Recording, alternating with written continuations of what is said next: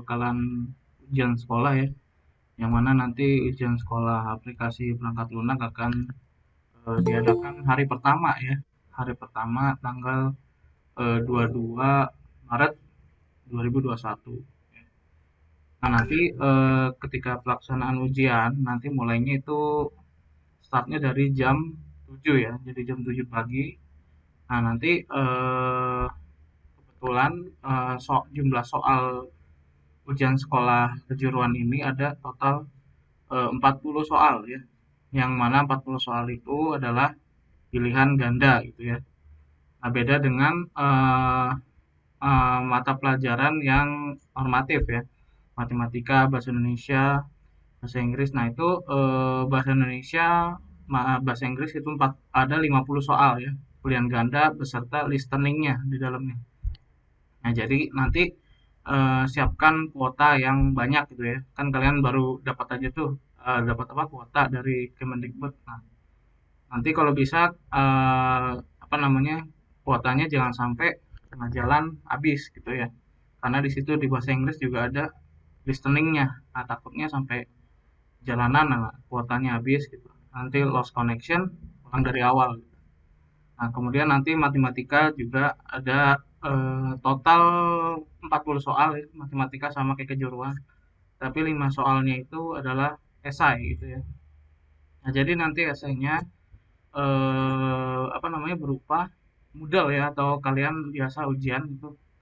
Eh, jadi pas esainya itu sepertinya tidak ada caranya gitu. Jadi isinya aja misalkan soalnya akar-akaran gitu ya. Nah, jawabannya tapi nggak usah pakai cara gitu. Jadi misalkan jawabannya 30 ya udah tulis aja 30. Jadi hanya jawabannya jawaban yang real gitu ya. Kalau misalkan kalian masukin 30, sekian gitu nah, nanti dianggapnya sama sistem salah. Nah, nanti teknisnya mungkin bisa dijelaskan ke lebih detail oleh Bu Enda ya. Oke, untuk yang pelajaran APL nanti kita 40 soal yang keluar. Nah, yang keluar adalah nggak jauh dari Asiket ya. Asiket, kemudian BIM, kemudian juga ada soal tentang interior, ada soal tentang apa namanya akustik. Nah, akustik kebetulan saya belum ngajarin ke kalian ya. Jadi akustik itu dia jadi arsitektur yang peredam suara ya. Gimana caranya supaya ruangan itu kedap suara, tidak terdengar apa suara dari luar. Nah, nanti kita akan bahas di sini. Nah, jadi saya akan share screen ya. Saya akan tunjukkan kisi-kisinya.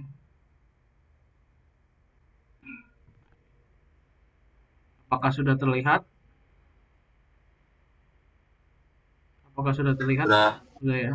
udah Pak. Oke. Nah, yang paling pertama ini adalah sebentar ini. Yang pertama adalah kita harus yang kompetensi dasar yang keluar adalah memahami dan menerapkan prinsip desain serta kebutuhan pekerjaan desain interior. Nah, ini gaya dan tema ya. Kalau waktu kalian kelas 11 kan udah pernah nih belajar gaya dan tema ya kalau nggak salah sama Bu Wita ya.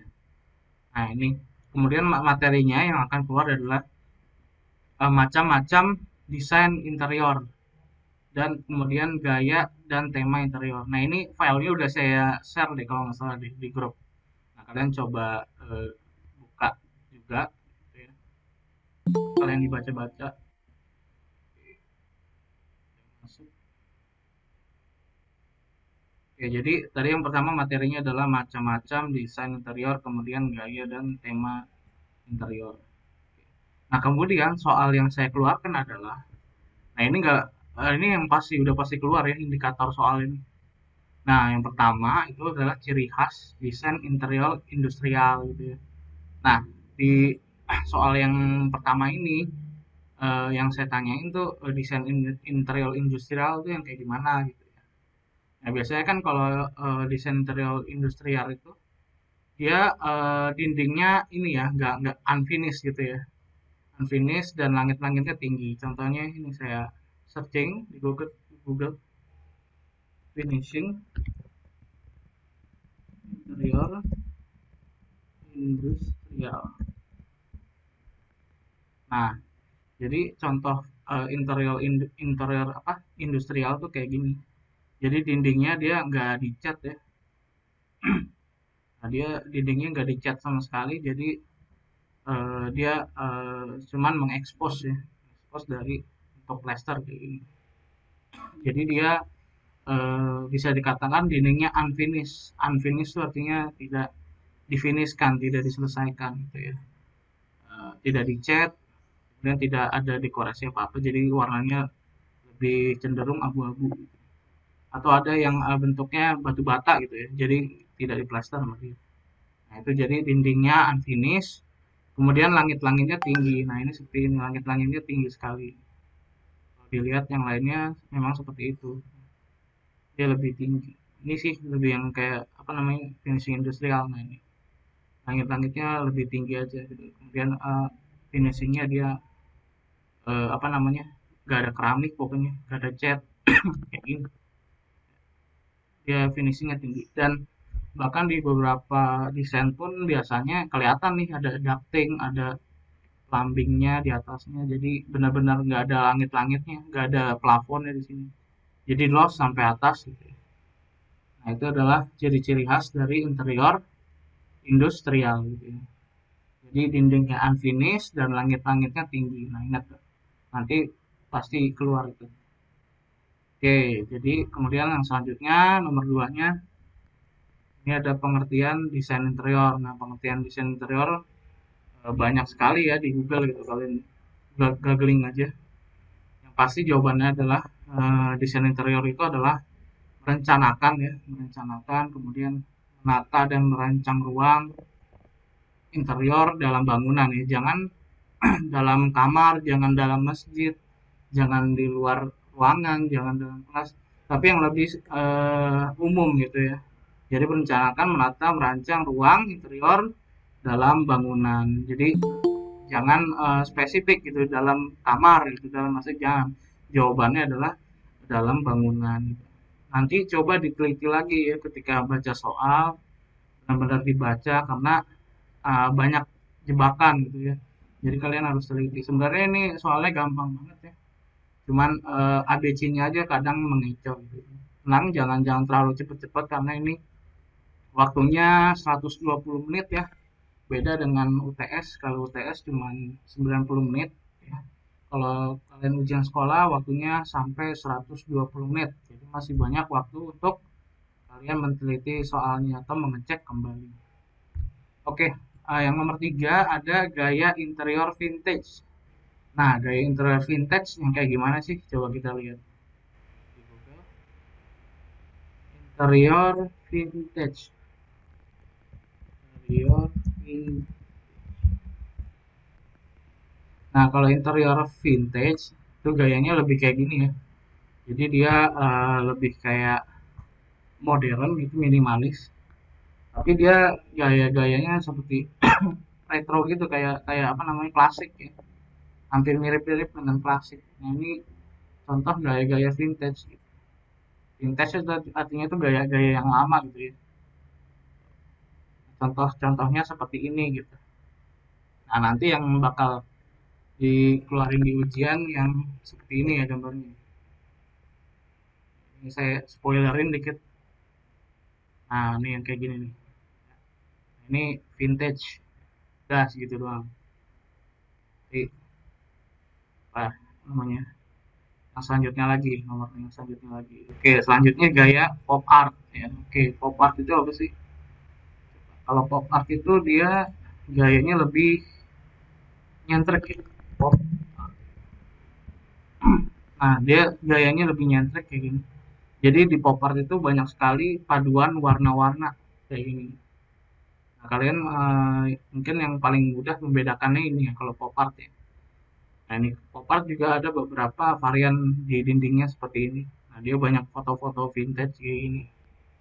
Foto-foto berwarna-warni seperti ini. Nah, ini namanya pop art ya.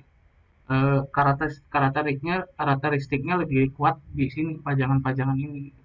Kemudian dengan pilihan warna, warnanya lebih soft ya, soft pastel kayak gini. Warna-warna yang ceria-ceria kayak gini. Nah, ini pokoknya yang warnanya campur aduk kayak gini nih namanya pop art. interior pop up. Nah, kalau di ujiannya persis kayak gini yang saya keluarin gambarnya. Jadi diingat nanti, jangan sampai ketukar sama yang lain. Oke, yang selanjutnya adalah interior gaya retro klasik. Jadi kalau retro klasik itu gayanya itu lebih mewah ya. Biasanya itu lightingnya, pencahayaannya di kuning. Contohnya kayak gini, klasik. Gaya interior dengan gaya klasik ya, retro klasik. Nah, kayak ini yang keluar motor ya. Interior. Nah, kalau interior interior apa retro klasik, dia lebih apa ya? Megah gitu ya. Coba kita cek aja yang keras klasik. Nah, kayak gini nih. Sebenarnya ini bukan sebenarnya retro sama aja sih. Retro sama klasik sebenarnya sama aja. Cuman kalau yang klasiknya ini kayak apa namanya lebih megah gitu ya. Nah, ini contoh yang retro klasik nggak beda jauh kayak gini. Nah, jadi kayak istana presiden ya. Nah, itu interiornya kayak gitu. Mewah-mewah kayak gini kayak istana gitu. Nah, ini namanya interior retro klasik atau klasik boleh. Nah, ini kayak gini. Jadi dia plafonnya tinggi, kemudian banyak sekali pencahayaan atau lighting buatan ya, pencahayaan buatan dari lampu-lampu yang berwarna warm ya atau apa namanya kuning kayak gini. Kemudian juga dia banyak menembak apa namanya cahaya dari atas ini dari yang ini curve. Nah, ini namanya curve ya kalau dalam interior. Dia jadi kayak cekungan kecil yang di dalamnya ada lighting linear ya, yang memanjang. Nah, dia terus nembaknya ke bawah. Nah, dia banyak tipe-tipe yang kayak gini di atasnya. Oke, jadi masuk.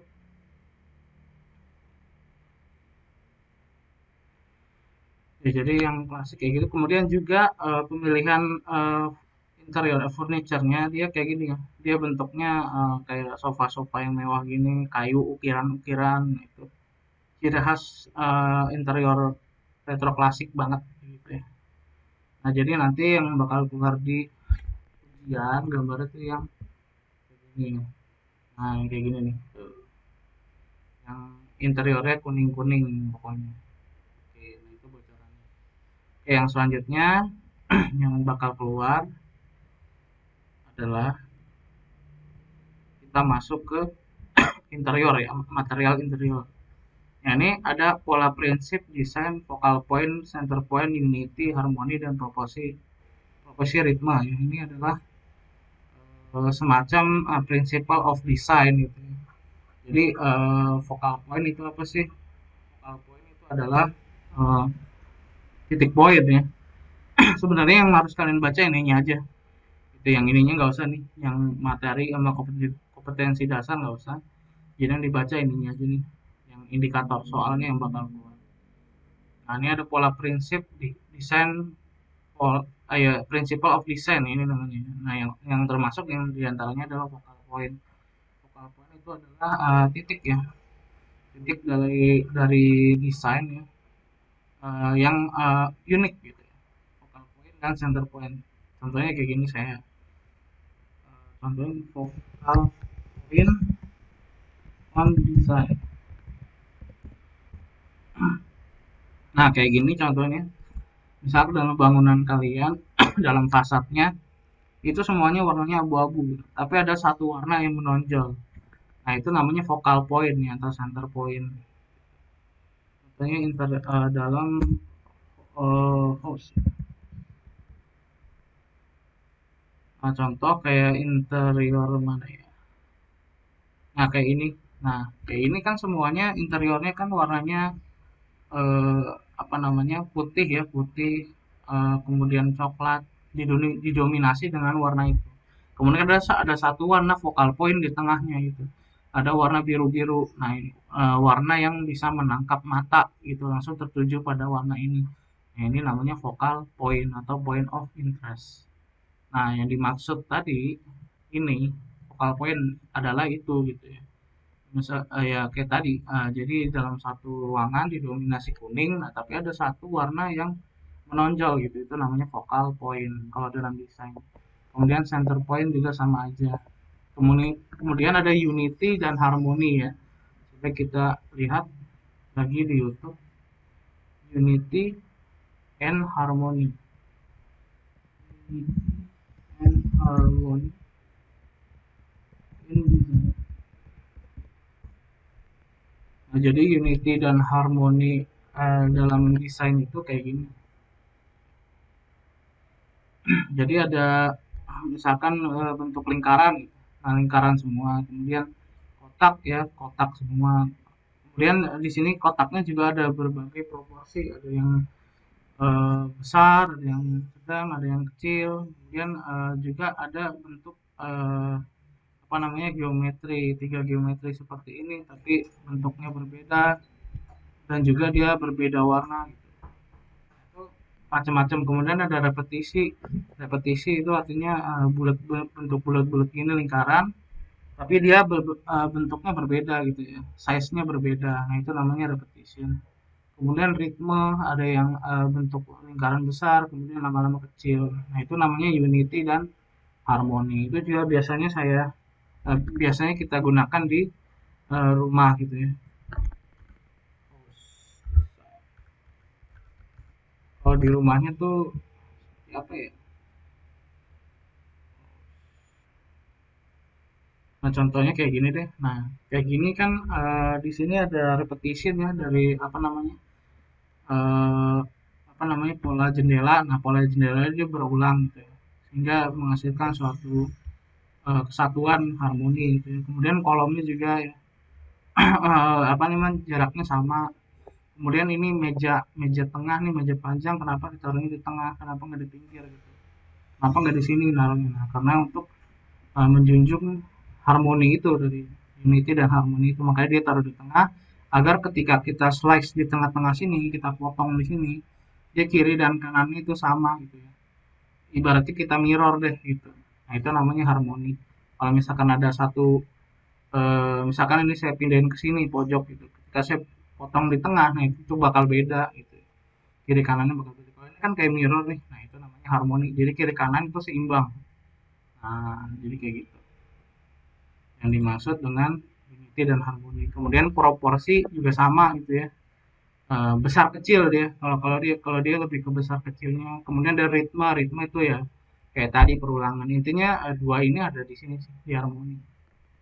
Nah, nanti yang bakal saya keluarin soalnya dia tentang pola pengulangan gitu ya. Pola pengulangan tentang visual sebagai kontinuitas atau pergerakan terorganisir. Itu isinya adalah ritme gitu ya karena ritme adalah pengulangan ya seperti irama gitu di ritme itu adalah isinya tentang pengulangan gitu ya ritme itu nah nanti yang ditanyain ini gitu ya. Kemudian yang selanjutnya elemen pendukung interior skala manusia karakteristik warna material finishing partisi gitu ya jadi dalam elemen pendukung interior tuh banyak ya ada skala manusia gitu ya kayak kemarin saya ajarin di Arsiket ketika kita masuk potongan nah jadi skala pembantu itu adalah manusia gitu ya skala pembandingnya agar kita tahu oh tinggi apa namanya tinggi pintu tuh segini ya segininya manusia gitu itu yang dimaksud dengan elemen pendukung interior gitu ya skala manusia kemudian karakteristik warna ya kemudian material finishing dan partisi itu ya. Nah, sebenarnya warna juga bisa sebagai elemen interior itu, elemen pendukung interior. Nah, nanti yang ditanyain itu yang bukan dari ini, yang bukan dari elemen pendukung interior ini gitu. Nanti jawabannya sih konstruksi gitu ya, karena konstruksi itu tidak termasuk elemen pendukung interior gitu. Jadi nanti yang ditanyakan yang bukan. Ya. Kemudian selanjutnya itu adalah zoning dalam interior. Nah, zoning dalam interior ada zona publik, ada semi publik, ada privat dan semi privat. Gitu ya.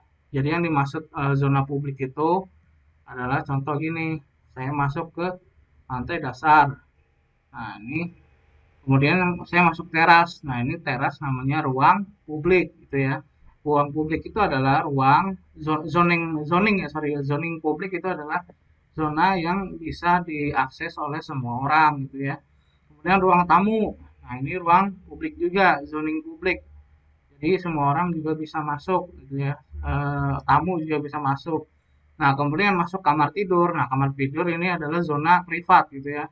Jadi nggak semua orang bisa masuk kamar tidur tanpa izin dari penghuni rumah. Nah, makanya disebut ruang privat. Kemudian dapur. Nah, dapur apakah masuk publik, apakah masuk privat kalau dapur gitu. Nah, kalau dapur ini dia masuk ke zona servis gitu ya. Zona servis artinya tamu juga boleh masuk sesuai dengan izin ya gitu ya. Antara boleh apa enggak gitu. Nah, itu servis, non servis. Kemudian WC, WC udah pasti ruang privat dia, zona privat.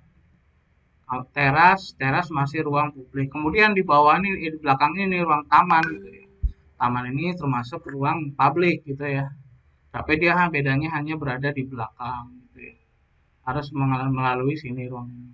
Nah, intinya itu sih. Nah, nanti yang bakal ditanya dalam zoning suatu ruangan, kamar tidur, ruang kerja, dan toilet, nah, termasuk ke dalam zona apa. Nah, jelaskan kalau kalau di situ udah tertulis toilet, ya, dia otomatis zona privat gitu ya.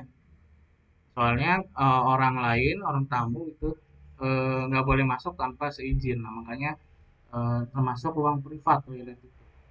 Kecuali kalau ruang tamu dia masuk ke zona publik. Gitu ya. Kemudian selanjutnya zoning ruang toilet dan tamu ya udah pasti ya. Ruang toilet itu privat ya. Kemudian ruang tamu itu zona publik gitu ya. Udah sangat jelas sekali. Kemudian material finishing batu alam, wallpaper dan cat. Nah, ini yang ditanya adalah cat, batu alam, wallpaper merupakan elemen pendukung dari apa gitu. Nah, jawabannya adalah mereka ini semua adalah material finishing gitu ya. Nah, contoh dinding, elemen ruang, sorry, material ya, material finishingnya itu batu alam, wallpaper dan cat. Nah, kedua ini kan termasuk elemen interior ya, finishing interior. Nah, maka dari itu dia jawabannya adalah apa namanya material finishing gitu. Intinya itu sih. Kalau tadi kan ada saya bilang elemen pendukung interior ya, skala manusia. Nah, itu tujuannya untuk membandingi gitu. Membandingkan kalau pintu itu setinggi manusia gitu. Itu elemen pendukung interior. Nah, tapi kalau yang ini material finishing gitu. Material finishing jadi lebih ke batu alam, wallpaper dan cat. Oke, gampang lah nanti material finishing di sini. Nah, kemudian next elemen ruang yang ada pada interior, contoh plafon, pintu, jendela, furniture dan lain-lain. Jadi jangan sampai elemen ruang pada interior kalian isinya nanti struktur, fondasi, nah itu salah ya. Jadi elemen ruang yang ada pada interior tuh yang di dalam ruangan ada apa aja sih? Nah, ada dinding, plafon, pintu, jendela, lantai furniture. Nah, ini yang nanti bakal ditanya yang bukan kayaknya nih, yang bukan elemen ruang pada interior gitu. Kayak konstruksi gitu ya, kolom, balok. Nah, itu bukan, itu elemen struktur kalau itu, bukan interior. Kalau interior dia lebih ke furniture ya, lebih kayak lantai kayak gitu. Nah, ini aja di apa nanti. Oke, yang selanjutnya, yang keempat nih. Nah, ini memahami jenis perangkat BIM. Nah, ini soal-soal BIM nih kita masuk sekarang. Nah, yang pertama saya keluarkan yaitu soal tentang AutoCAD ya. Jadi AutoCAD pengertiannya dan kepanjangannya apa sih? Nah, AutoCAD itu kepanjangannya adalah Auto Computer Aided Design gitu ya. Pokoknya A-nya itu kan auto ya. Auto, AutoCAD, CAD-nya itu komputer, C-nya itu sorry, C-nya itu komputer, A-nya itu aided ya. Terus D-nya itu desain ya. Jadi Auto Computer Aided Design. Ya, ingetin itu ya kepanjangannya. Nah, kemudian yang selanjutnya ukuran kertas A4 gitu ya. Ukuran kertas nih. Nah, ukuran kertas A4 itu ukurannya 210 kali 297 gitu ya. Nah, nanti yang dihafal ini nih, yang ukuran 4 ini aja. Ukuran A4, A3, A2, A1. Nah, itu banyak sekali di internet. Nah, kalian lihat ukurannya. Gitu. Nah, nanti salah satu dari ini keluar gitu. Nah, yang paling umum sih biasanya A4 gitu. Nah, terus kemudian soal yang selanjutnya itu kepanjangan dari BIM. Ini saya soalnya ngacak ya, soalnya ngacak ya nanti pas di Moodle, soalnya ngacak kalian nggak mungkin bisa nanya-nanya gitu ya. Kemudian selanjutnya kepanjangan BIM, BIM itu Building Information Modeling ya, udah pasti tahu semua kan. Kemudian macam-macam software BIM. Nah, software BIM itu banyak sebenarnya, ada Archicad, selain Archicad kita harus bisa Tekla, Revit, Vectorworks, Grasshopper, dan Rhino gitu ya. Jadi yang harus dihafal ini aja sih untuk keluar ujian sekolah nanti. Archicad, Revit, Tekla, Vectorworks, Grasshopper, Rhino. Nah, selain ini bukan software BIM. Gitu. Nah, kemudian selanjutnya adalah pengoperasian perangkat lunak BIM Archicad. Nah, pengoperasian apa namanya, perangkat BIM Archicad ini nanti ada tahap-tahapnya ya. Yang ditanyakan adalah kecuali. Nah, rajin melakukan latihan menggunakan AutoCAD sudah pasti benar ya SOP-nya. Kemudian menggunakan kedua tangan dalam mengoperasikan AutoCAD sudah pasti benar. Kemudian menghafal shortcut ya, betul. Kemudian menghafalin komen-komen atau perintah yang sering digunakan pada AutoCAD, nah itu benar. Nah, nanti ada pertanyaan satu kecuali gitu ya, yang paling aneh gitu. Nah, yang paling aneh cukup menggunakan satu tangan aja. Itu kan aneh. Nah, itu yang di jawabannya gitu ya. Karena kan yang ditanyakan nanti kecuali gitu ya. Nah, kemudian format file, save Archicad, AutoCAD, Revit, dan SketchUp. Nah, waktu kemarin udah saya beritahu kan kalau misalkan Archicad, file save-nya namanya apa? Coba. Coba kalau Archicad apa nama save-annya biasanya? PLN, PLN, betul. Kalau AutoCAD,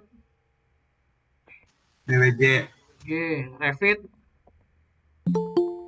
atau Revit. Kalau Revit itu RVT ya, RVT ya. Revit itu nama RVT. Nah, kalau SketchUp sudah pasti SKP ya. Makanya saya kalau ngomong ke siswa ribet ngomong SketchUp gitu, ngomongnya SKP aja SKP. Ya, jadi saya ulang lagi nih. Kalau Archicad itu PLN ya. PLN, ingat aja PLN. Kemudian AutoCAD, WG ya. Kemudian Revit, RVT ya. RVT, RVT. Dan SketchUp SKP. Pokoknya sih intinya singkatan ininya aja sih. Revit kan ada R-nya RVT. Kemudian SketchUp ada SK-nya SKP.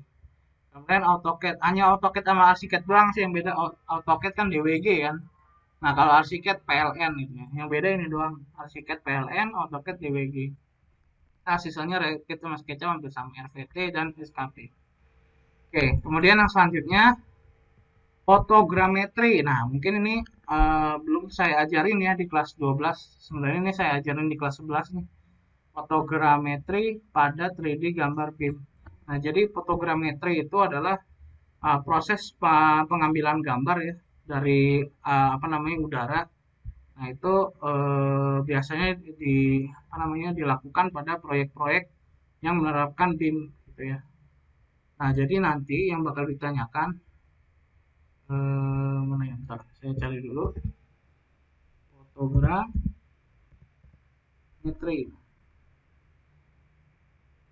Nah, jadi yang pertanyaannya adalah pemetaan topogrametri permukaan tanah menggunakan 3D laser scanning yang hasil outputnya akan berupa gambar 3D point cloud sebagai acuan existing untuk BIM pengertian dari.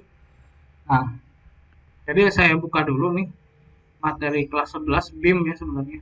Nah, kalian makanya saya skip materinya karena udah kelas 12 sudah mepet ya.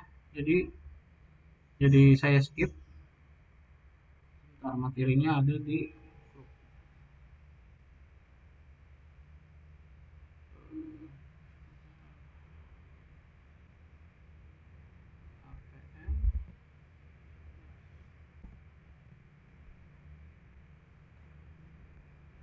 Oke, sebentar saya download dulu.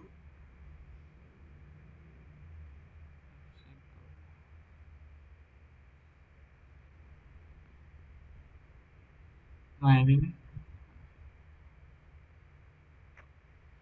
oke, saya share screen lagi.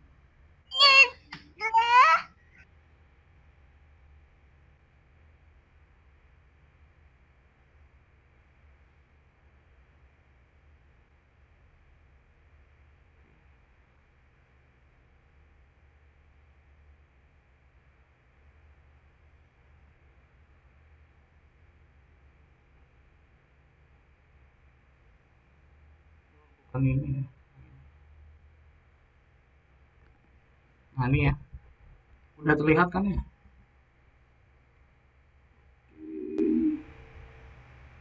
Nah, jadi tadi yang ditanyain adalah fotogrametri ya.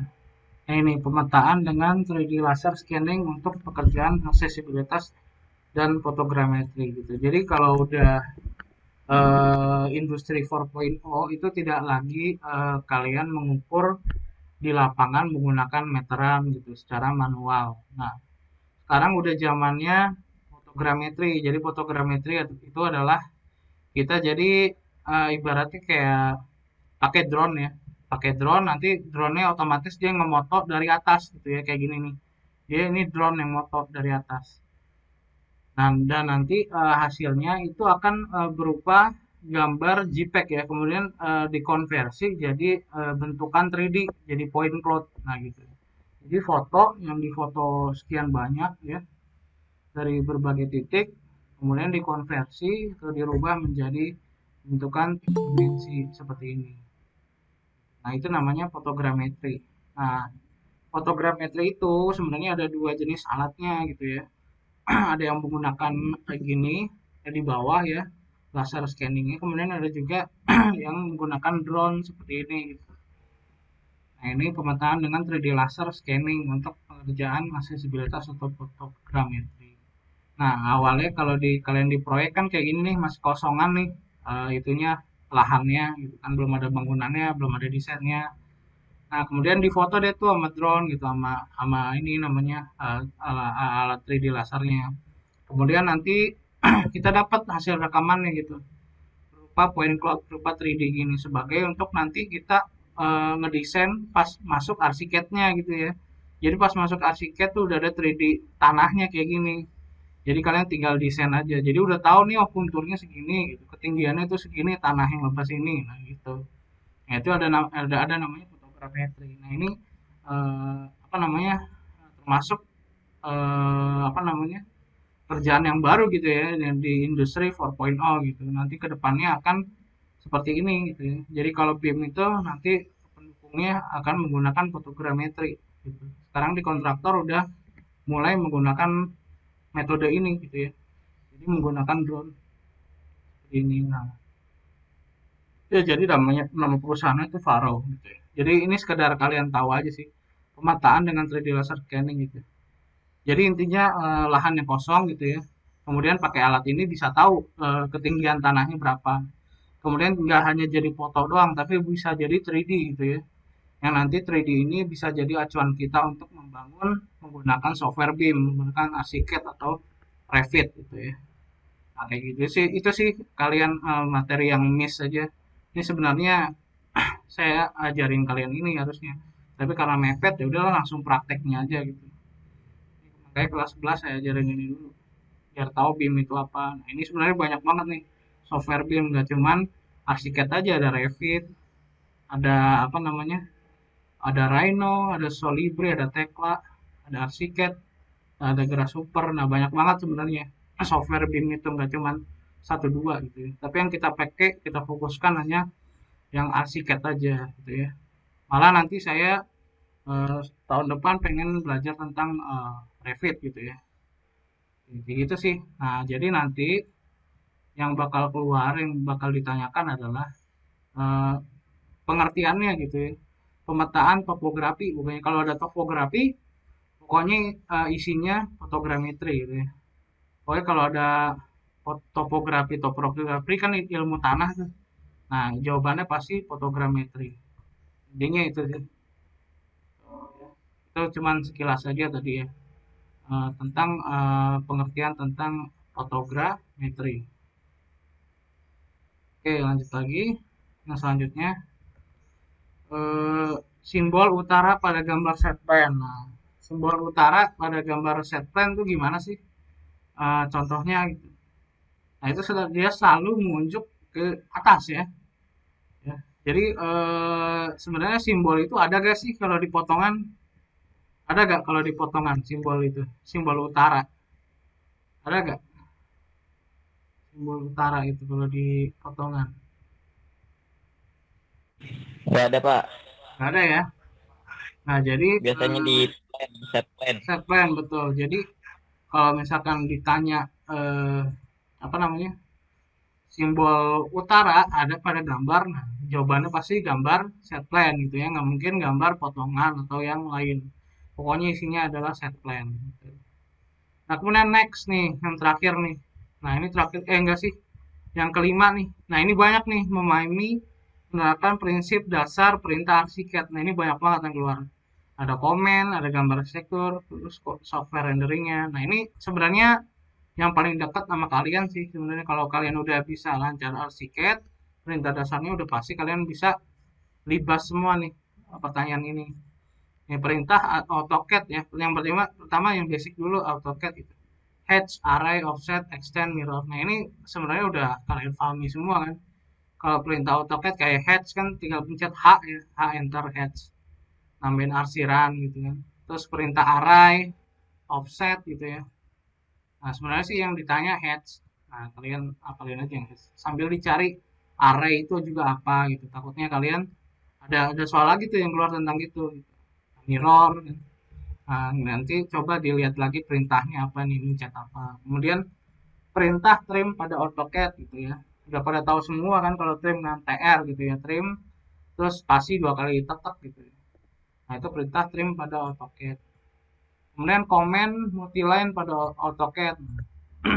Nah, komen multiline kan biasanya pada AutoCAD tuh gambar apa ya? Gambar pondasi biasanya kalau multiline itu. Nah, kalian komennya apa tuh? Multiline kan? ML gitu ya. Nah, gampang. Kemudian pengertian gambar denah, potongan, detail, tampak. Nah, pengertiannya sebenarnya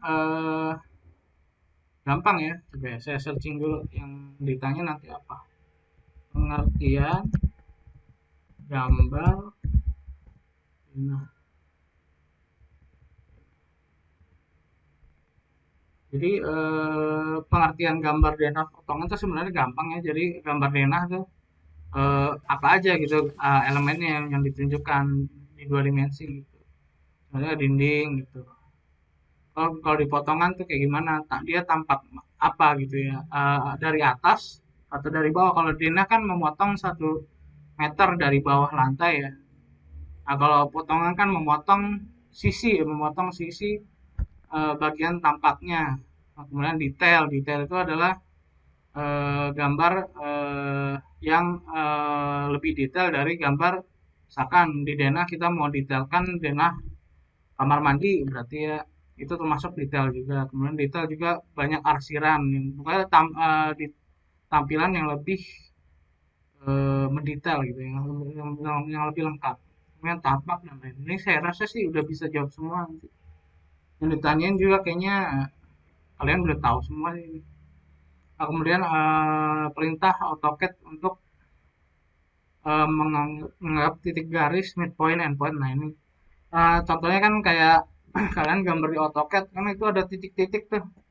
Nah itu namanya midpoint tuh kayak gitu. Titik-titik yang di tengah. Misalkan kalian gambar kotak ini, kotak. Nah, di tengah-tengahnya kan ada titik. Nah itu namanya midpoint ya. Midpoint bukan endpoint. Beda lagi. Bukan tangan dan juga bukan center, tapi isinya adalah midpoint. Jadi titik yang benar-benar di tengah. Kayak di arsiket kan juga ada tuh kalau kalian tahan lama gitu. Nah, tiba-tiba dia muncul kayak lingkaran terus ada titik. Nah, itu midpoint. Tapi di tengah ya, bukan di pinggir.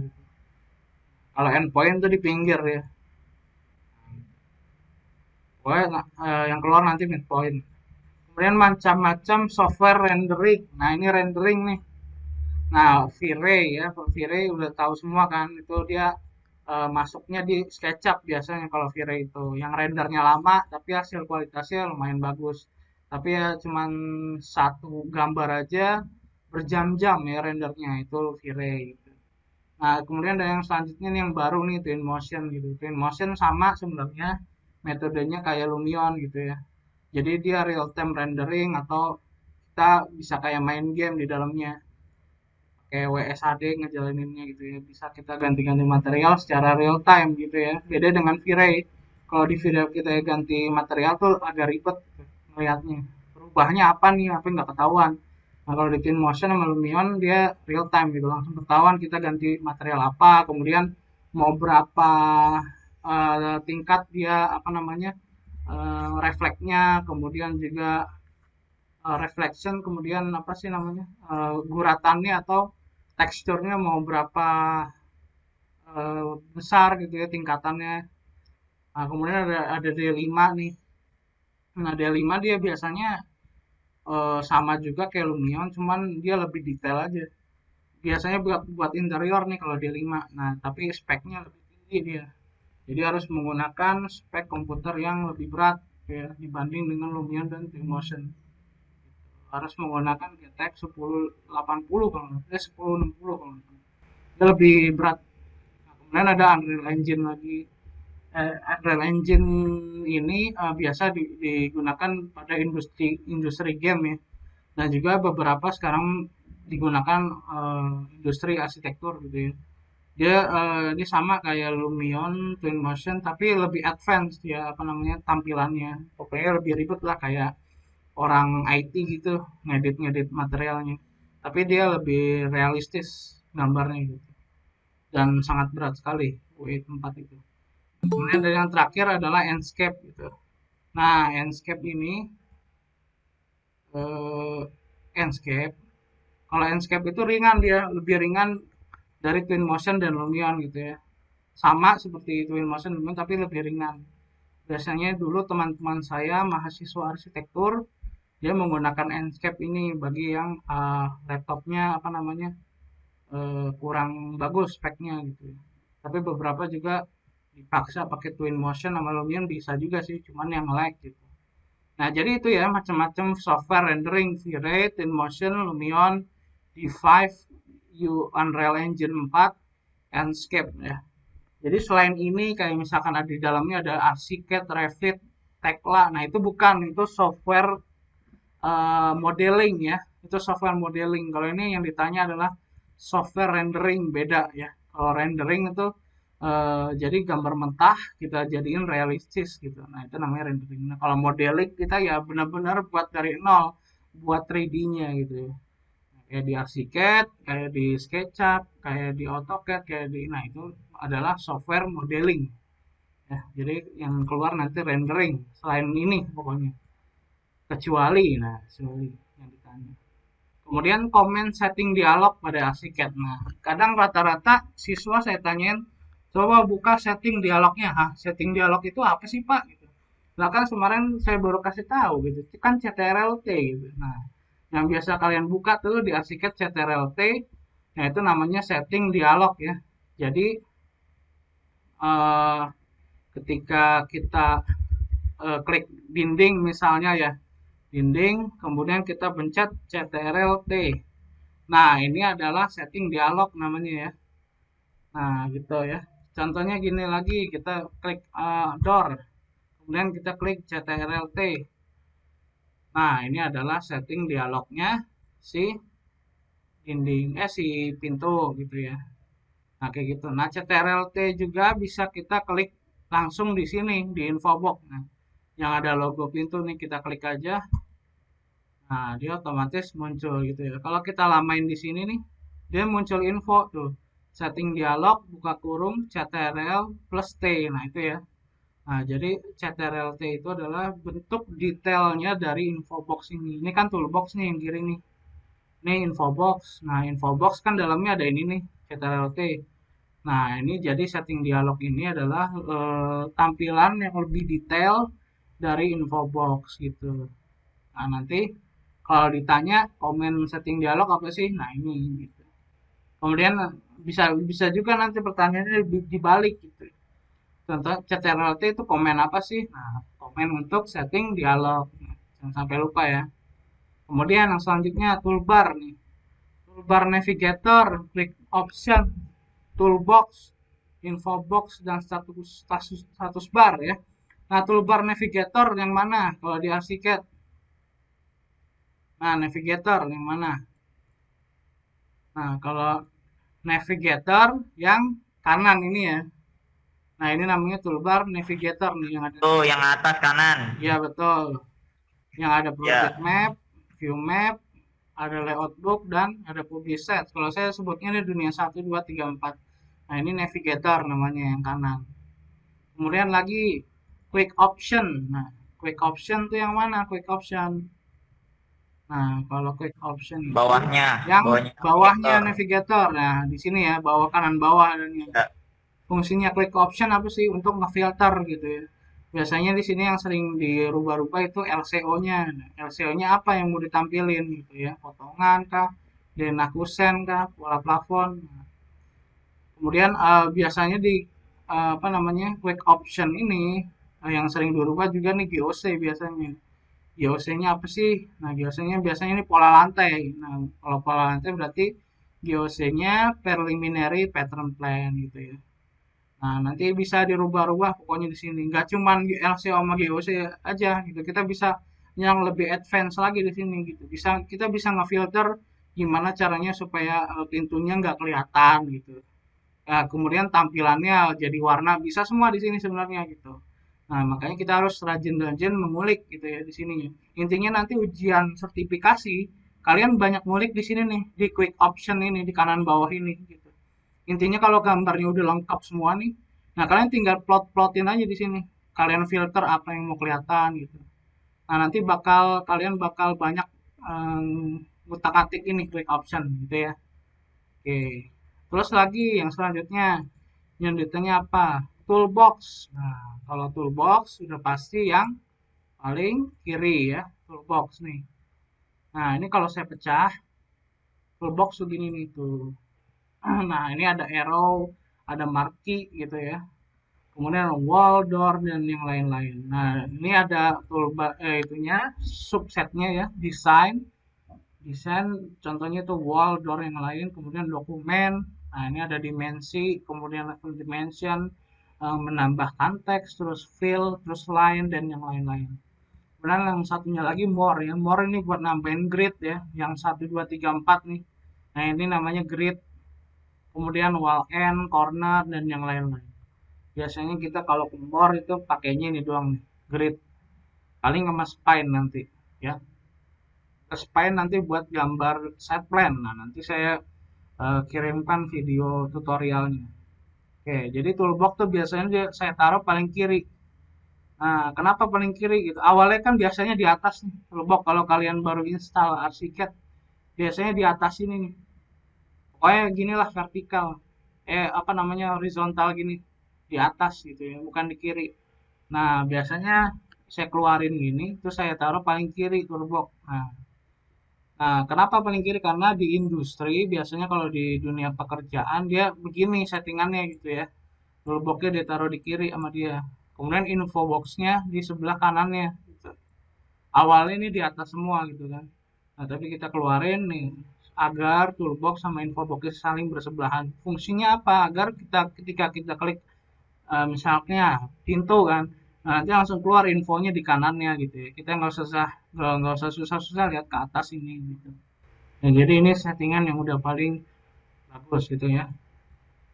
Nah, itulah fungsi dari toolbox. Dalamnya ada dinding segala macam banyak.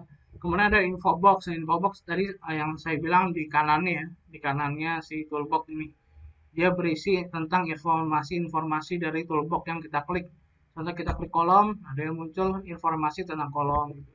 Kita klik bin balok, nah, berisi informasi tentang balok gitu ya. Kalau mau lebih detail lagi informasinya ya tadi kita buka buka setting dialognya CTRL T gitu ya. Nah, nanti muncul di sini. Nah, kayak gitu ya. Itu adalah fungsi dari info box. Kemudian yang terakhir nih status bar. Nah, status bar jarang nih saya apa namanya sebut-sebut. Nah, status bar itu adanya di paling bawah. Nah, ini yang paling bawah nih status bar. Nah, dia fungsinya apa sih? Fungsinya untuk ini apa namanya skala ya. Ini kita bisa rubah-rubah skalanya di sini. Mau jadi 1:100. Oh, berarti kayak gini. Kemudian saya ubah lagi 1:50. Nah, kayak gini. Nah, jadi kemudian juga fontnya berubah gitu ya. Ukurannya jadi 1:50. Jadi kecil gitu. Nah, itu fungsi dari status bar. Nah, tadi kan navigator, terus quick option kanan bawah, kemudian status bar bawah, kemudian toolbox dan info box. Itu nyalainnya di mana sih gitu. Nah, kalau misalkan hilang nggak sengaja ke close ini misalkan info box-nya nih. Nah, kalian di sini klik aja window kemudian palette gitu ya. Palette. Nah, tinggal ini nyalain info box-nya nih. Tadi kan saya ada close nih. Nah, kalian nyalain klik. Nah, dia muncul otomatis gitu. Terus tarik ke sini, pentokin ke sini, udah ada lagi gitu ya. Jadi window, palette, nah ini 5 elemen ini harus nyala ya. Toolbox, info box, status bar, navigator, dan quick option. Jadi ada 5 yang wajib nyala, harus yang biru-biru ini gitu ya. Nah, ini yang ada di sini ya. Oke, gitu. Yang lainnya nggak usah, nanti berat gitu ya. Biasanya mengaruh sama apa namanya performa arsiteknya. Oke, yang selanjutnya yaitu perintah arsiket untuk mengcopy material beserta settingan menggunakan metode suntik. Tahan CTRL, klik kiri. Oke, saya praktekin langsung ya. Jadi metode suntik tuh kayak gini nih. Kita ke 3D. Nah, contohnya apa ya? Nah, contoh pintu nih. Saya mau menyuntik pintu ini ya. Skinnya mau gini. Mau saya taruh ke sini, ke depan ini, pintu utama. Caranya adalah tahan alt ya, tahan alt. Nanti kursornya kan berupa pipet tuh kayak gitu. Tahan alt, kemudian kita klik kiri. Nah, kemudian lepas, pencet CTRL alt gitu ya. Kemudian jadi suntikan tuh apa namanya kursornya. Kemudian kita klik di sini. Nah, otomatis dia yang pintu ini berubah jadi pintu yang ini. Dia jadi kayak istilahnya ngambil skin ini ya. Caranya tadi saya ulang ya, tahan alt, nanti berubah jadi pipet tuh kursornya, terus klik kiri. Nah, kemudian lepas, kita langsung mencet CTRL alt tahan ya. Jadi kan alt yang ditahan, sekarang CTRL alt dua-duanya tahan sampai dia bentuk kayak suntikan gini, kemudian kita klik kiri di sini. Nah, nanti berubah juga materialnya jadi seperti pintu yang belakang. Tidak hanya material ya, tapi ketinggiannya juga dia ngikut sama gitu ya. Jadi semua sifatnya bakal sama ketika kita klik CTRL T di pintunya. Nah, ini semuanya settingannya udah sama gitu ya. Dengan yang setting ada pintu di sini. Gitu. Nah, jadi itu adalah fungsi dari metode suntik ya. Untuk mengambil skin, kemudian juga mengambil settingan ketinggian dan yang lain-lainnya. Gitu ya. Jadi perintah AutoCAD untuk mengcopy material, nanti jawabannya kayak gitu. Tahan CTRL, klik kiri, kemudian lalu tahan CTRL Alt, klik kiri gitu ya. Jadi CTRL tahan dulu yang pertama, klik kiri, baru dua-duanya CTRL Alt diklik. Bukan diklik sih, ditahan gitu ya. Klik kiri. Nah, gitu. Nanti jawabannya ini seperti ini. Kemudian metode geometri pada dinding, pada fill dan lain-lain menggunakan 4 metode, yaitu single, polygon, chain, rectangular, dan oh ini ya kayak gitu ya. Jadi dinding contohnya. Saya contohin dinding. Klik dinding. Nah, ini kan ada metode nih di sini nih, di paling kiri nih di toolbox-nya. Nah, ini ada metode namanya metode single ya. Ya, single yang ini nih. Fungsinya apa sih? Coba kita lihat. Fungsinya dia kalau menggambar dinding tuh cuma satu doang. Klik. Ini masih metode ini ya, apa? Fondasi. Coba dulu. Jadi yang dinding. Oke. Nah, contoh gini, ini kalau ini metode single ya. Sekali klik langsung jadi gitu ya. Nah, kemudian itu metode yang selanjutnya adalah metode chain ya. Chain itu adalah artinya rantai ya, kita rantai. Klik, klik terakhir di sini. Nah, dia nggak mau ending di sini langsung lanjut lagi gitu. Nah, ini namanya metode chain ya. Metode yang berlanjut gitu. Nah, kayak gini. Dia mau baru kalau ujung ketemu ujung baru mau langsung keluar bentukannya. Nah, kemudian lagi yang metode ketiga nih. Ada metode yang namanya apa namanya? Rotate rectangular gitu ya. Oh sorry, metode ketiga ini rectangular dulu. Kita buat langsung klik sini, kita buat kotak. Nah, itu rectangular. Nah, ada satu lagi ini namanya rotate rectangular. Klik sini. Jadi kita buat engsel dulu dari sini ke sini, baru tarik ke kanan. Nah, itu namanya rotate rectangular gitu ya. Jadi ada 4 metode ya, metode single, ini, kemudian metode chain, kemudian metode rectangular, kemudian yang terakhir rotating rectangular. Kita balik lagi ke materi. Nah, benar ya. Jadi ada 4 metode, yaitu single atau polygon, kemudian chain yang berlanjut, rectangular, dan rotate rectangular. Intinya kalian harus tahu itu sih. Kalau kalian udah tahu ya, udah sering praktek ArchiCAD, itu kalian pasti udah tahu. Kemudian perintah grid system nih, grid system pada ArchiCAD. Nah, ini yang saya bilang apa namanya menggambar tidak memakan waktu ya, pakai grid ya. Jadi kalian nanti pas uji sertifikasi saya bebasin sih mau pakai grid system apa enggak. Tapi yang pasti kalau grid system ya menghemat waktu. Saya, saya praktekin pakai grid system. Jadi grid system gini, ya klik desain nih, desainnya tapi bukan desain yang ini ya di toolbox ya, tapi yang di toolbar atas ini desain, kemudian grid system. Nah, ini grid system paling bawah. Nah, nanti kalian bisa membuat denah secara cepat di sini dengan metode tinggal masukin ukurannya gitu ya. Kalian masukin ukuran grid 1 ke 2 tuh berapa, 500 jaraknya, grid sampai ke grid 3 50 gitu ya. Ini juga ABC-nya juga udah saya isi nih ukurannya berapa. Contohnya gitulah kalian masukin secara manual. Nah, nanti kita tinggal klik di sini. Nah, langsung jadi dia apa namanya denahnya gitu ya, secara cepat gitu ya. Jadi nggak kayak AutoCAD kita satu-satu tek tek tek. Nah, kalau ini langsung jadi gitu. Tinggal kita pakai metode grid design. Jadi desain kemudian grid system gitu ya. Nah, itu jadi cara untuk menggunakan grid system pada ArchiCAD. Grid system. Kemudian fungsi fill pada ArchiCAD. Nah, fungsi fill ini apa sih? Kalau yang kemarin pembekalan di sekolah udah pasti tahu ini yang di YouTube juga udah saya jelasin sih. Jadi fungsi fill itu biasanya saya gunakan sering di potongan kayak gini nih. Nah, misal saya nggak mau ada pintu di sini, contohnya. Nah, ya udah kita fill pakai fill ya. Jadi fill itu perintahnya adanya di dokumen. Nah, klik fill tool, klik. Nah, kemudian kita pakai metode yang rectangle misalnya. Ya udah kita ini terus patternnya kita pilih jadi empty. Ya udah kita tambal nih. Saya nggak mau ada pintu di sini, kita tambal. Klik di ini dari sini. Nah, nanti pintunya jadi hilang gitu ya. Nah, ini kan masih ada garisnya Pak, kelihatan gitu. Nah, kita matiin nih outline type-nya nih. Kita matiin. Nah, nanti nggak kelihatan tuh ya. Nah, kayak gitu jadi fungsi dari fill untuk menutup ya. Untuk menutup objek di bawahnya gitu ya. Fill. Jadi banyak sekali sebenarnya perintah CAD yang sangat bermanfaat dan apa namanya menghemat waktu untuk kalian nanti uji sertifikasi dibanding menggunakan ArchiCAD gitu ya. Dibanding menggunakan AutoCAD. Nah, jadi nanti yang ditanya fungsinya. Nah, fungsinya adalah memberikan arsiran ya.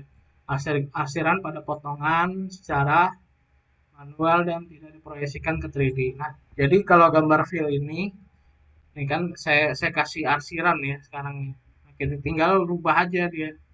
Tinggal rubah misalkan jadi arsiran Ini contohnya. Banyak arsirannya. Nih. Tapi gambar ini nggak ada di 3D-nya gitu ya. Kalau kita lihat di 3D-nya tuh nggak ada dia. Nggak diproyeksikan. Dia ada di belakang ini tadi sih. Pokoknya nggak ada lah gitu. Nggak ada di 3D-nya. Jadi hanya diproyeksikan di dua dimensinya saja gitu ya. Jadi pertanyaannya gitu. Jadi fungsi fill itu dalam arsitek itu apa? Memberikan arsiran pada gambar potongan secara manual dan tidak diproyeksikan. Intinya itu ya, tidak diproyeksikan ke 3D. Itu ya. Jadi apapun yang kita rubah di potongan, kita tambahin fill itu nggak bakal ngefek di 3D-nya gitu ya. Jadi nggak ada apa-apa. Jadi cuman keperluan dua dimensinya saja agar terlihat bagus dan kualitasnya sama dengan menggambar menggunakan AutoCAD. Jangan sampai kejebak, soalnya di soalnya ada yang diproyeksikan ke 3D dan ada yang tidak diproyeksikan. Nah, pilih yang tidak diproyeksikan ke tiga dimensi. Oke, itu bocorannya. Ya, selanjutnya adalah fungsi trace reference. Nah, fungsi trace reference udah ada yang tahu, ada yang belum tahu gitu ya. Jadi fungsi trace reference sebenarnya tuh ini untuk kalian tahu gambar yang ada di belakangnya contoh. Ntar dulu ada yang masuk tadi. Nah, oke, di sini contoh saya di lantai dasar ya. Sorry, lantai satu. Saya di lantai satu. Nah ini, jadi ketika saya nyalain trace reference-nya, klik. Nah, saya bisa lihat reveal ya, atau kelihatan objek-objek yang ada di bawahnya kayak gini. Nah, ini yang merah-merah apa nih Pak? Nah, yang merah-merah ini adalah objek yang ada di lantai dasar. Nah, kayak gini nih. Kalau saya ke lantai satu, yang lantai dasar jadi merah-merah gitu ya. Nah, itu adalah fungsi dari trace reference. Trace reference. Nah, kita klik panahnya, kita klik yang paling bawah nih, trace dan reference. Nah, nanti di sini muncul toolbarnya tuh trace reference, yang kayak kotak. Nah, ini kita mau lihat kemana? Lihat ke below kan? Below artinya itu di bawah. Jadi saya kan posisinya di lantai satu nih. Kalau misalkan saya pilih below, berarti saya ngintipnya ke lantai dasar bawahnya nih. Jadi ini yang merah-merah lantai dasar nih gitu. Jadi saya bisa ngintip ke bawah gitu ya. Untuk referensi saya untuk bisa menggambar di lantai satu gitu ya. Jadi trace reference itu adalah trace mentrace ya, atau memperlihatkan ke reference itu referensi gitu ya. Trace reference jadi trace and reference namanya. Referensi untuk menggambar ya. Denah yang lantai satu untuk denah lantai satu melihat bayangan dari lantai dasarnya gitu. Kalau misalnya kita di lantai atap, berarti kita lihat bayangannya yang lantai satu gitu, yang di bawahnya gitu, kayak gini. Nah, berarti ini yang merah-merah bayangan lantai satu. Di atapnya nggak ada dinding lagi, dia cuma ini doang, apa struktur atap kuda-kuda gitu. Jadi udah nggak ada dinding lagi. Oke, jadi kayak gitu ya. Jadi itu adalah fungsi dari trace reference. Ini yang selanjutnya perintah mengopi berulang-ulang di ArchiCAD dengan CTRL-D, CTRL-A. Oke, saya praktekin lagi. Jadi untuk mengopi secara cepat sangat mudah ya. Contoh kolom nih. Oke, saya copy ya. Nah, kolomnya saya CTRL-D, CTRL-A. Nah, jadi saya bisa copy berkali-kali gitu ya. Saya klik objeknya CTRL-D, kemudian CTRL-A sampai plusnya di kursornya ada dua ini. Nah, bisa copy berkali-kali. Cuman kalau mau cuman copy sekali, CTRL-D, CTRL doang gitu ya. Jadi CTRL-nya nggak ada alt-nya ya. Itu kalau berkali-kali CTRL-D, CTRL-Alt. Oke, next. Kemudian fungsi dari garis potongan dan grid ya. Fungsi dari garis potongan dan grid itu adalah apa?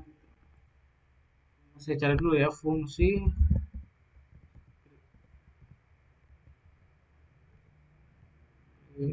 sistem.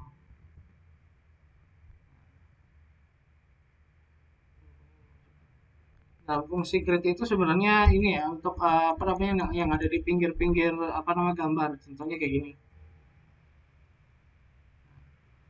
Nah, kayak gini ya. Jadi grid itu ada A, B, C, D, E, F.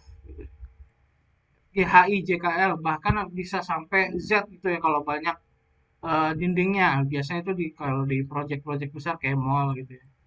Nah, itu namanya grade A, B, C. Kalau yang vertikalnya biasanya menggunakan numbering yang 1, 2, 3, 4, 5, 6. Nah, biasanya dia di bagian-bagian dindingnya. Sini ada dinding gitu. Sini lagi ada dinding. Terus di sini lagi ada dinding. Nah, itu pokoknya setiap dinding yang vertikal dia ada nomornya gitu. 1, 2 sampai ini kalau ini sampai 8 gitu ya. Nah, kalau yang ini yang secara vertikal, tadi horizontal ya, sorry, horizontal vertikal. Nah, ini ABC. ABC sama 1, 2, 3 gitu. Nah, kemudian apalagi tadi fungsi dari garis potongan ya. Nah, garis potongan berarti jangan saru ya. Kalau soalnya garis grade-nya hampir sama nih sama garis potongan. Ya, biasanya kalau di gambar kalian ada gambar-gambar kayak garis-garis ruwet kayak gini. Apaan sih nih? Nah, ini grid ya, jangan sampai kehapus. Kalau kalian lagi ngedit-ngedit kayak gini, motong-motong pintu gitu, jangan sampai grid ini ke seleksi gitu. Jangan sampai kehapus pokoknya intinya. Sama ini nih, sama potongan juga jangan sampai ke delete gitu ya.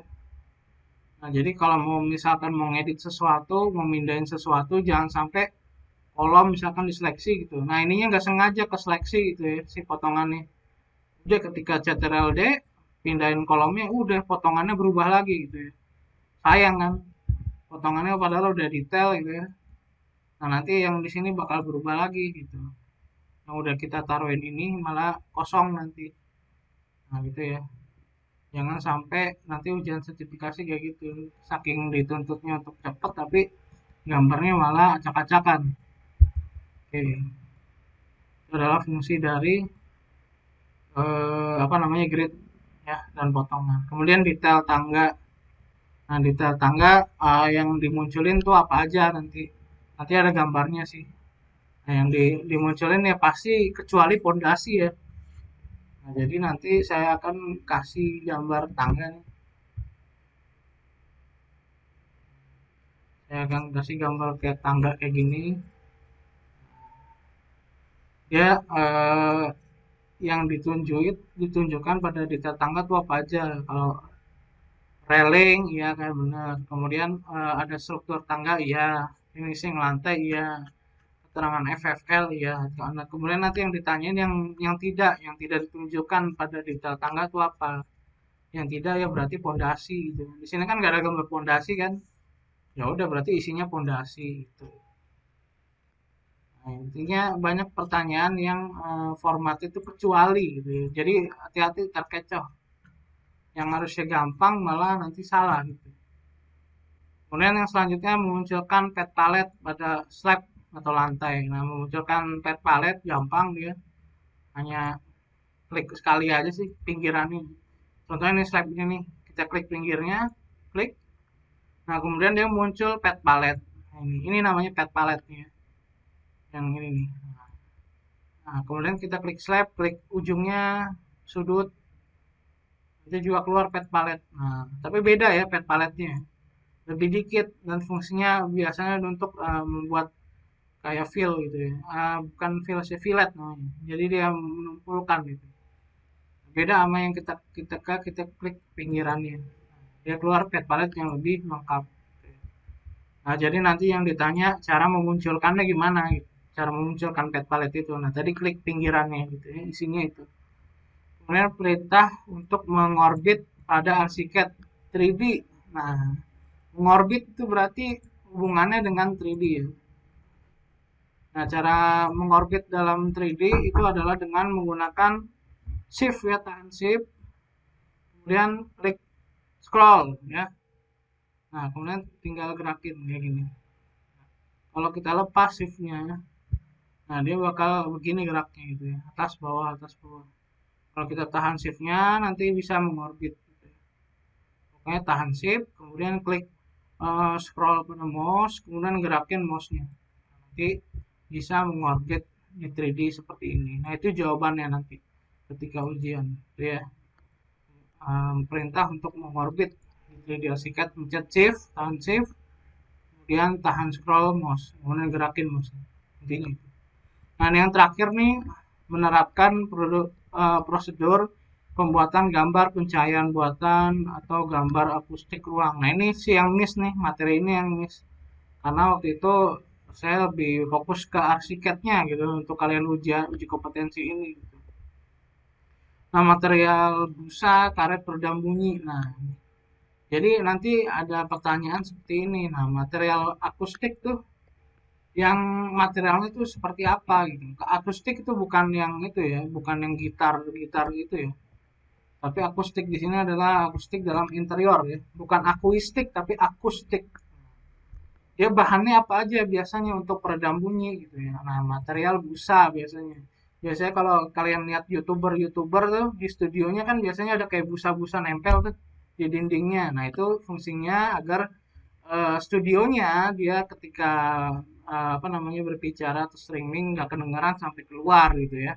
Nah, itu fungsinya ruang kedap suara atau akustik. Nah, itu materialnya bisa busa. Nah, dia biasanya ada kayak ditempel di dinding, nah itu pecah-pecah biasanya apa namanya teksturnya gitu ya. Nah, dia bisa juga buat estetika biar ruangan tuh kelihatannya manis gitu ya.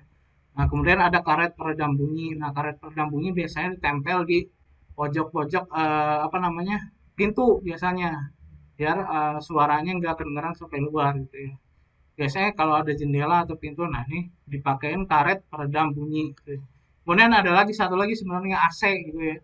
Biasanya kalau di ruang AC apa namanya ruang di luar tuh nggak kelihatan nggak kedengeran kenceng gitu ya, jadi keredam bunyinya gitu. Bisa juga ngefek tuh dari AC gitu ya. Kemudian itu sih yang keluar nanti busa sama karet. Kemudian selanjutnya itu yang terakhir ciri-ciri ruang akustik. Ciri-cirinya apa? Menciptakan ruang menjadi kedap suara, udah pasti benar ya. Kemudian menciptakan ruangan yang nyaman, betul yang nyaman ya. Karena tidak ada suara bising atau dengungan dari luar gitu ya. Kemudian yang selanjutnya membantu konsentrasi bekerja, betul. Bisa fokus tanpa adanya gangguan suara. Kemudian yang selanjutnya adalah memperjelas suara dalam ruangan gitu ya. Jadi ketika kalian misalkan YouTuber lagi streaming gitu ya, nah itu nggak boleh ada suara gangguan dari luar. Jadi kalian bisa fokus apa namanya berbicara di streaming tersebut gitu ya. Nah itu contohnya sih biasanya yang sering pakai YouTuber atau biasanya di studio-studio rekaman ya yang profesional gitu. Atau juga biasanya di bioskop gitu ya. Makanya dinding-dinding bioskop biasanya menggunakan karpet gitu ya. Jadi karet bisa busa, bisa karpet, bisa bahan-bahan yang lainnya gitu. Terus lagi di studio-studio hall gitu ya, kayak studio opera gitu ya, yang besar di main hall, ballroom gitu. Itu biasanya menggunakan bahan-bahan karpet atau karet atau busa untuk meredam bunyi keluar. Nah, intinya itu aja sih yang keluar gitu ya. Lebih banyak ke ininya, arsiteknya. Kalau bisa dilihat di sini poin 5. Nah, perintah-perintah arsitek semua ini intinya kalian bisa lah yang perintah arsitek ini. Cuman yang kalian ini aja paling materinya tentang interior gitu ya. Jadi saya kasih tahu kemudian tentang karakteristik apa namanya interior, pendukung pendukung interior, kemudian zoning ruang interior tadi ada publik, semi publik dan privat. Kemudian juga perintah AutoCAD juga ada tadi ya. Kemudian jadi terus juga ukuran kertas nih jangan lupa nih ya, dihafal nih A4, A3, A2, A1.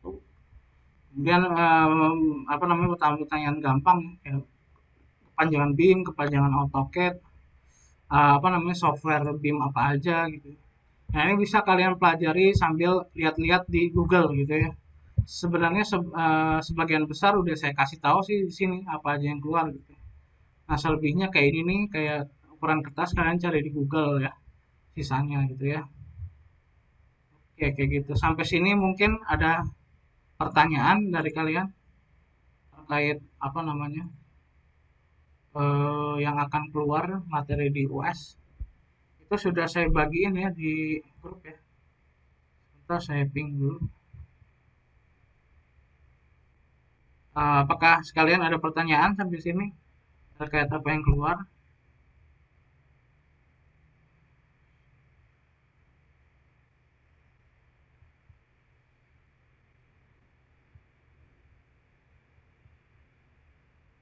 Kemarin saya udah share ya kalau nggak salah ya filenya. Coba di-up lagi deh.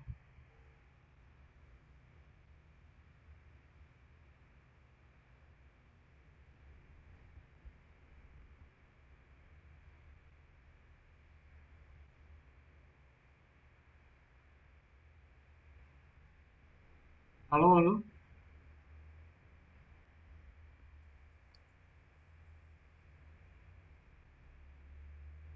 Halo, apakah connect? Masih connect? Connect Connect. Oh ada. iya, saya kira putus. Oke. Hmm. Apa ada pertanyaan terkait penjelasan tadi materi yang keluar? Intinya apa namanya pertanyaan-pertanyaan yang mudah sih tentang apa namanya perintah-perintah arsiket. Ini kan 40 soal ya, mungkin kalian bisa ngerjain cepet sih ini. Yang apa UAS kemarin juga UAS lagi apa namanya PTS kemarin yang ganjil juga gampang-gampang kan soalnya ya. Kalau nggak salah kalian dapetnya juga bagus-bagus nilainya. Intinya itu sih gampang banget. Cuman ya saya takutnya kalian nggak bisa jawab yang interior gitu kan kayak tadi.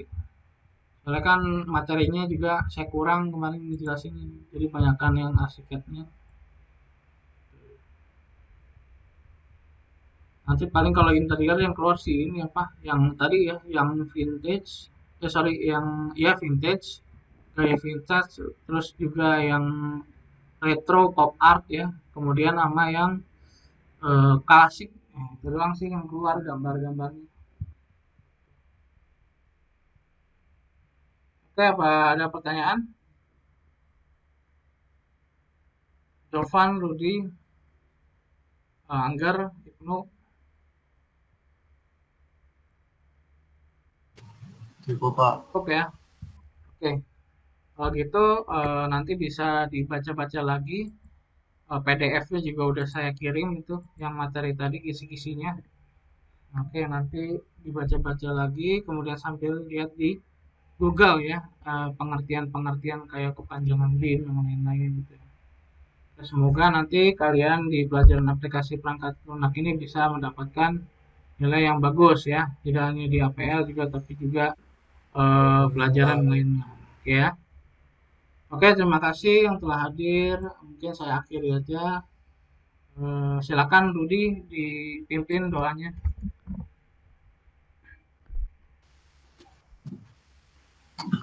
Sebelum mengakhiri pertemuan pembekalan US pada hari ini, alangkah baiknya berdoa menurut agama dan keyakinan masing-masing.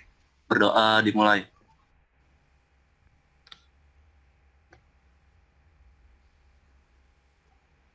Berdoa selesai. Oke, terima kasih Rudi. Ya, saya akhiri aja. Assalamualaikum warahmatullahi wabarakatuh. Waalaikumsalam. Waalaikumsalam.